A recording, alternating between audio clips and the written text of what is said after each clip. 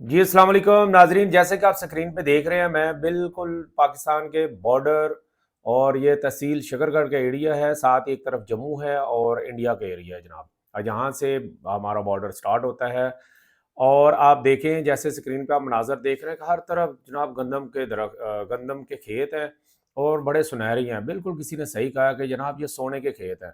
और up to Lahore तक मैंने सफ़र किया तो हर तरफ माशाल्लाह बड़ी प्यारी गंदम नज़र आई। और आप ये पंजाब से सिंध तक चले जाएं तो यही सूरत हाल है और ये बहुत बड़ा रेवेन्यू है।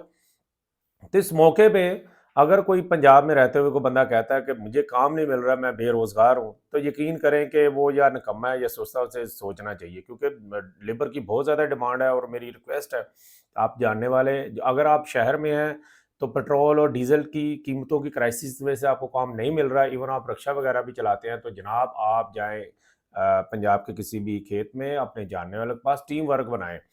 3 से 4 बंदे हों, अगर आपको कटाई नहीं भी आती तो उनको ज़रूरत होती है जनाब वो गड्ढे बनाने पे, आप उस पे शामिल हो सकते हैं। फिर 5 से 7 बंदे हों तो उनको चाय-पानी का एहतमाम करने वाला बंदा चाहिए होता है। और मज़े की बात है कि टीम वर्क में सबकी मज़दूरी बराबर ही होती है और माशाल्लाह अच्छा खासा जो गंदम है पूरे साल की मिल जाती है। और भी ये ऐसा नहीं होता कि पक्की दिहाड़ी होती है। ठेके पे काम होता है, यानी पर एकड़ के हिसाब से रेट होता है कि जनाब आप 1 दिन में काटें, 2 दिन में काटें, वो पूरे मिल जाने होते हैं और नकदी मामलात होते हैं।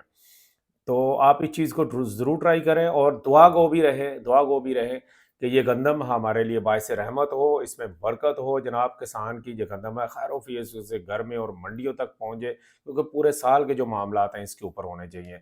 और इसके साथ ही दुआ गो के साथ ही अपना बहुत ज़्यादा ख्याल रखें। पाकिस्तान ज़िंदाबाद।